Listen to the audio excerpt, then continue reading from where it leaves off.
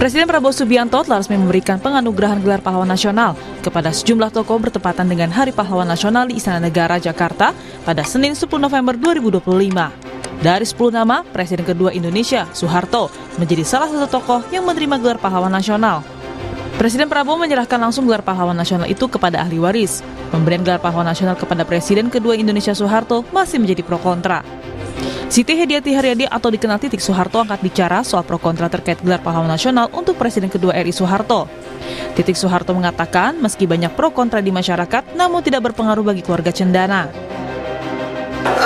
Masyarakat banyak, rakyat banyak, mayoritas rakyat Indonesia menginginkan bahwa Presiden kedua Republik Indonesia mendapat penghargaan, dihargai. Itu saya rasa udah jelas terang benderang gitu ya, nggak usah kita ragukan lagi. Buat kami diberi gelar atau tidak, Bapak adalah pahlawan buat kami. Ya?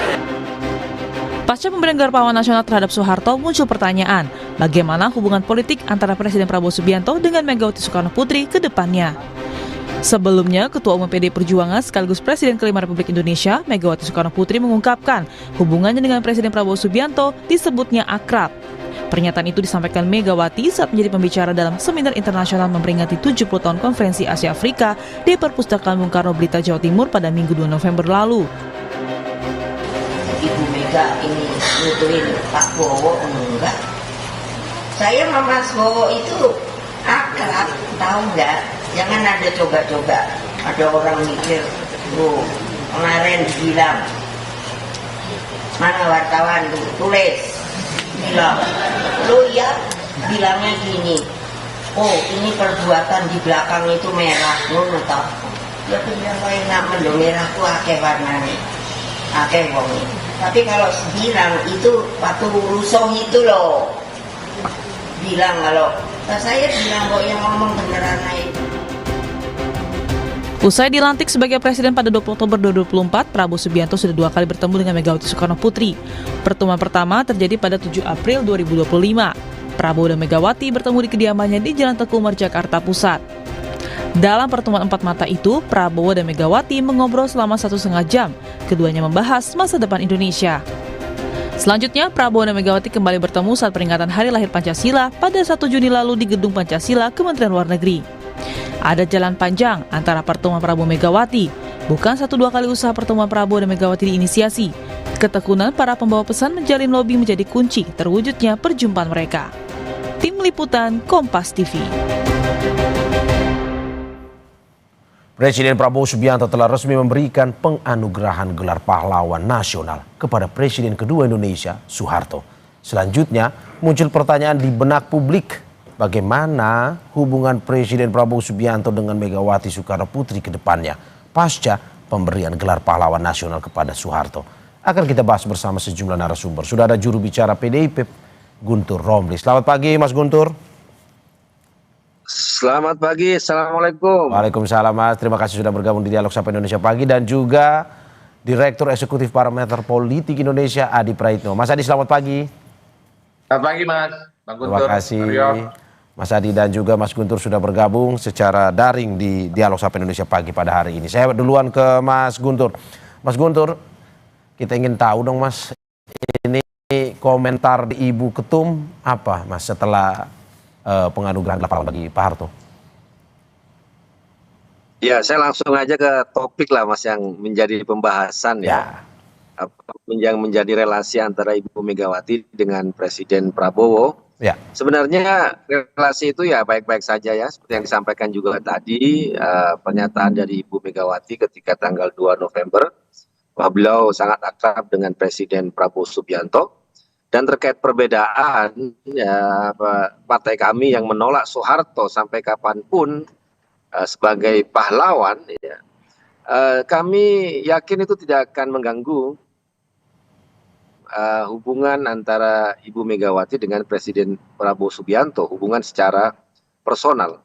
Ya, namun karena PDI Perjuangan sejak Kongres ke-6 Agustus tahun 2025 yang sudah memutuskan berada di luar pemerintahan dan menjadi politik penyeimbang, maka pastinya PDI Perjuangan ya mungkin akan memiliki sikap yang berbeda dengan pemerintahan saat ini kalau seperti yang disampaikan oleh Ibu Ketum pada waktu itu, apabila katakanlah politiknya itu tidak memperhatikan aspirasi dari masyarakat, tidak pro rakyat gitu, akan memberikan masukan-masukan, dan ini terjadi ketika penganugerahan Soeharto sebagai pahlawan nasional yang secara tegas PDI Perjuangan itu menolak. Namun hubungan keakraban antara Ibu Megawati dengan Presiden Prabowo Subianto kami yakin tidak terganggu, dan ini kan biasa dalam demokrasi, memiliki pilihan yang berbeda. Berarti ketidakhadiran Mbak Puan kemarin dalam penganugerahan gelar bagi Pak Harto salah satu simbol tidak setuju dari PDIP, begitu ya?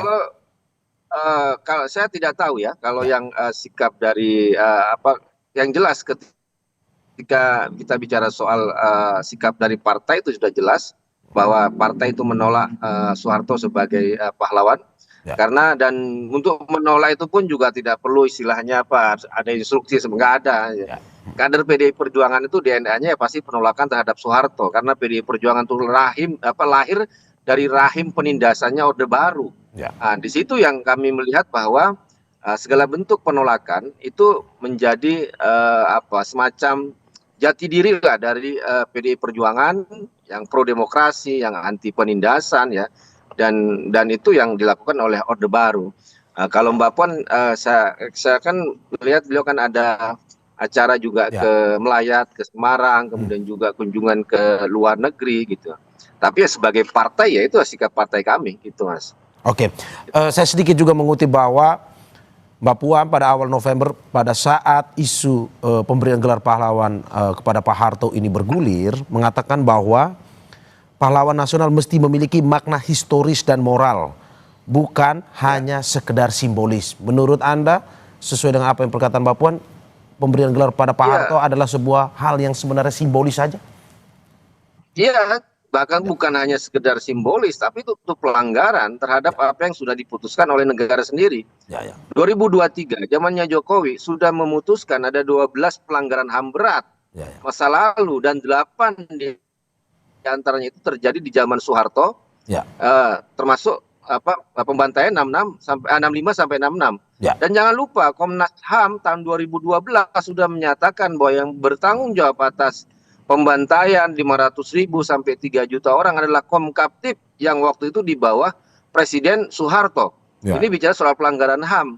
Kemudian juga dari Mahkamah Agung itu juga ada soal ganti rugi 4,4 triliun yang harus dibayarkan oleh Soeharto dan ahli warisnya kepada negara. Yayasan Super Semar.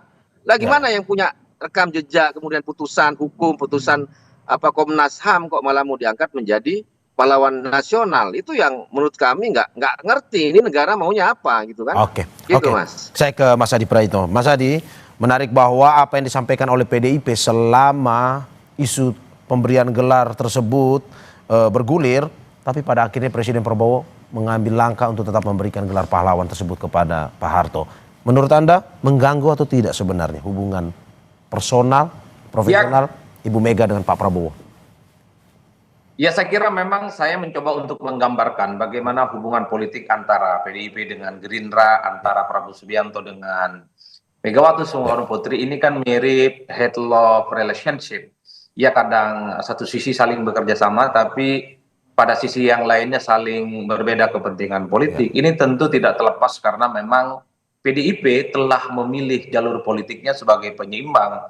Dalam konteks itu, publik melihat PDIP itu bermain di dua tempat ya. Satu tempat adalah bagaimana menegaskan dukungan politiknya jika ada kebijakan-kebijakan politik yang dikeluarkan oleh pemerintah itu sesuai dengan selera politik PDIP. Dan sudah hampir setahun ini sebenarnya begitu banyak kebijakan-kebijakan politik yang dikeluarkan oleh pemerintah, mulai dari soal MBG terkait dengan Koperasi Desa Merah Putih, soal kenaikan PPN, termasuk juga soal ketahanan pangan dan seterusnya. Saya kira PDIP secara total telah memberikan dukungan politik secara maksimal. Tapi pada saat yang bersamaan memang harus kita akui terkait dengan gelar pahlawan yang diberikan oleh negara kepada mantan Presiden Republik Indonesia Pak Soeharto, itu tentu menjadi batu uji sebenarnya bagaimana sikap politik PDIP terhadap pemerintah. Kalau dibaca resultantenya memang cukup keras ya, memberikan penolakan terkait dengan hal ini. Pertanyaannya adalah apakah ini akan mengganggu? Kalau saya melihat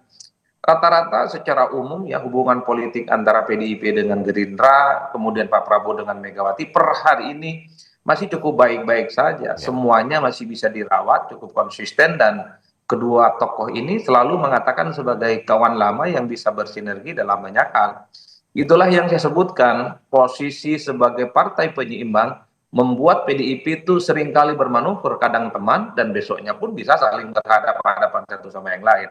Nah, yang kedua, saya membaca memang bahwa sekalipun PDIP itu menolak soal penganugerahan gelar pahlawan yang diberikan oleh pemerintah kepada Soeharto, tapi kan penolakannya tidak terlampau ngotot. Misalnya, ini tidak terwujud dalam sebuah sikap protes politik yang mungkin dilakukan secara konfrontatif di parlemen, karena saya lihat rata-rata secara umum para politisi, kawan-kawan PDIP di parlemen ya mungkin hanya 1-2 orang yang menyatakan keberatannya, tapi tidak dibacakan sebagai sebuah sikap fraksi yang itu adalah sebagai bentuk penunjukan bagaimana PDIP secara fraksi yang hari ini adalah partai pemenang pileg itu melakukan penolakan terkait dengan gelar pahlawan itu. Ya, tapi Mas Adi kan kalau kita lihat dari pidato Ibu Mega, kan Ibu Mega sangat betul menolak ataupun mengkritik terkait dengan pemberian gelar pahlawan ini, karena kan secara historis Ibu Mega kan mengetahui betul. Ya, saya kira tidak ada bantahan terkait dengan Soeharto dan Orde Baru. Saya kira memang bagi PDIP ini adalah semacam perlawanan politik yang sifatnya ideologis, karena apapun judulnya, PDI saat itu adalah partai politik yang dalam banyak hal memang diperlakukan diskriminatif, diperlakukan tidak adil, dan seterusnya. Jadi wajar ketika ada gelar pahlawan ini, sampai detik ini pun seluruh kader PDIP itu cukup resisten dan memberikan penolakan. Cuman saya membaca ada sesuatu yang ingin dirawat hubungan politiknya antara PDIP dengan pemerintah hari ini. Karena PDIP sudah terlanjur menjadi partner kritis, maka sekalipun ada penolakan terkait dengan gelar pahlawan itu, tapi eksposur dan perlawanannya itu tidak terjadi di parlemen. Ya. Kalau pernyataan Bang Guntur tiap hari dan politisi-politisi PDIP yang lain itu tiap hari memberikan penolakan, tapi saya melihat tidak terjadi di DPR bagaimana mayoritas anggota dewan yang dimiliki oleh PDIP misalnya mengeluarkan sikap politik yang resmi bahwa menolak keputusan pemerintah. Mas Adi, Anda mau bilang berarti ada perbedaan antara keinginan dari ketum dan juga anggotanya, atau gimana sebenarnya? Ya, saya kurang paham mekanisme bagaimana pengambilan keputusan politik di internal PDIP, khususnya yang ada di parlemen. Tapi yang saya bayangkan kalau memang PDIP cukup serius menganggap gelar pahlawan ini adalah sesuatu yang memang harus diperjuangkan penolakannya, salah satu perlawanannya di parlemen. Jadi saya membayangkan seluruh kader-kader PDIP yang menjadi anggota DPR RI, di DPR di sana satu persatu mereka menyatakan penolakannya terkait dengan gelar pahlawan yang telah diberikan itu. Tapi nyatanya per hari ini sikap itu tidak muncul, bahwa ada statement-statement yang sifatnya personal, tapi secara kelembagaan, secara fraksi tidak kemudian bisa ditangkap oleh publik. Wajar kalau kemudian banyak pihak yang mengatakan bahwa betul PDIP itu menolak secara keras gelar pahlawan Soeharto, tapi sebagai komunikasi politik yang baik dengan pemerintah, penolakannya tidak dilakukan di parlemen secara kelembagaan. Itulah yang saya sebut sebagai headlock relationship antara PDIP dengan pemerintah.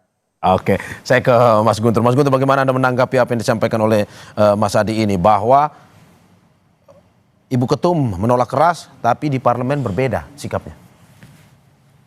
Sebenarnya tidak berbeda ya, karena kalau kita melihat penganugerahan gelar ini kan kewenangannya penuh di eksekutif, ya tanpa harus